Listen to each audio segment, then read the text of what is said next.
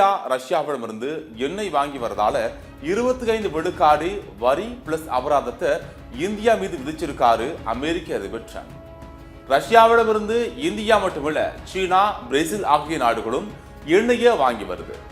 நாங்கள் ரஷ்யா மற்றும் ஈரானில் இருந்து எண்ணெய் வாங்குவதை நிறுத்தப் போவதில்லை. எங்கள் நாட்டிற்கு பொருளாதார ரீதியா எது சரியோ அதை நாங்கள் தொடர்ந்து செய்வோம் என்று திட்டவட்டமா சீனா கூறிவிட்டது. உங்கள் மிரட்டலுக்கு பயந்தெல்லாம் நாங்க ரஷ்யாவுடனான வணிகத்தை நிறுத்திவிட மாட்டோம் அப்படின்னு சீனா தெளிவா கூறிடுச்சு. இன்னொரு பக்கம் ஈரானுடன் எண்ணெய் ஒப்பந்தம் வச்சிருக்கக்கூடிய 6 இந்திய நிறுவனங்களுக்கு எதிராக ட்ரம்ப் வரி விதிச்சிருக்காரு. இப்படி அந்த 6 நிறுவனங்களின் மீதும் வரி விதிக்கப்பட்டது இதுவே முதல் முறை. ரஷ்யாவிடமிருந்து எண்ணெய் வாங்குறதால இந்தியாவிற்கு என்ன லாபம்?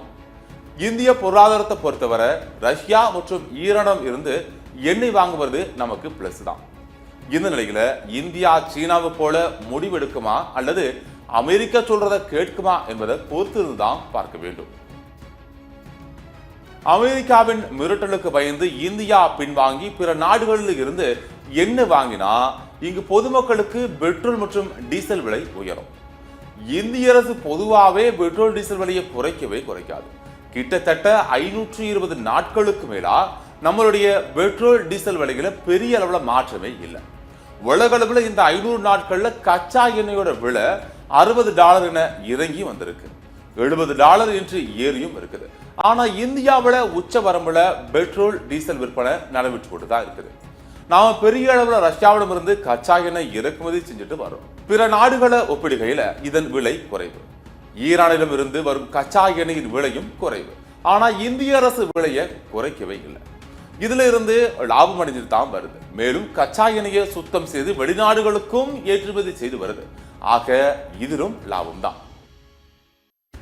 இந்திய அரசிற்கு இருக்கக்கூடிய 2 பின்னடைவுகள். இந்திய அரசாங்கம் வேறு நாடுகளில் இருந்து இறக்குமதி செய்யும் போது விலை இன்னமும் அதிகரிக்கும். பல மாநிலங்களில் தேர்தல் வர இருக்கக்கூடிய நிலையில இது அரசாங்கத்திற்கு பின்னடைவாகவே கருதப்படுது. இன்னொரு பக்கம் பெட்ரோல் டீசல் விலை அதிகரிக்கும் போது போக்குவரத்து செலவு அதிகரித்து பணவீக்கம் உயரும்.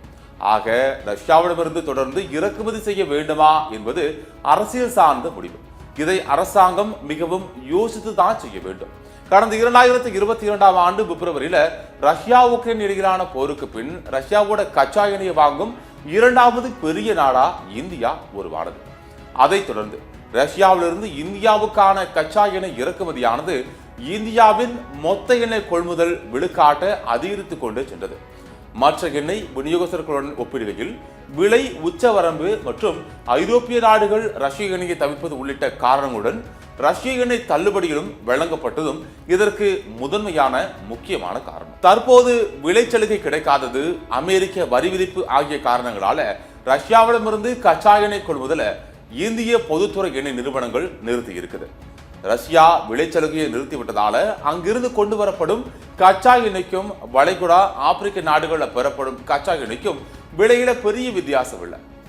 இது குறித்து வட்டாரங்கள் கூறும்போது Indian Oil Corp, Hindustan Petroleum Corp, Bharat Petroleum Corp மற்றும் மங்களூர் சுத்திகரிப்பு பெட்ரோகெமிக்கல் லிமிடெட் ஆகிய கடந்த 1 வருஷமா ரஷ்ய எண்ணெய்களை வாங்கவில்லை அப்படின்னும் இந்தியாவின் ஒட்டுமொத்த கச்சா எண்ணெய் கொள்முதல்ல 35 விழுக்காடு ரஷ்யாவிடம் இருந்தே வாங்கப்படுது. தங்கள் நாட்டிடம் கச்சா எண்ணெய் வாங்குபவர்களுக்கு ரஷ்யா விளைச்சலுகை வழங்குவது வழக்கம். இந்த விளைச்சலுகையானது தற்போது மிக குறைந்த அளவாகவே வழங்கப்படுது. இதுவே ரஷ்யாவிடமிருந்து எண்ணெய் கொள்முதல் அளவு குறைவதற்கு காரணம்.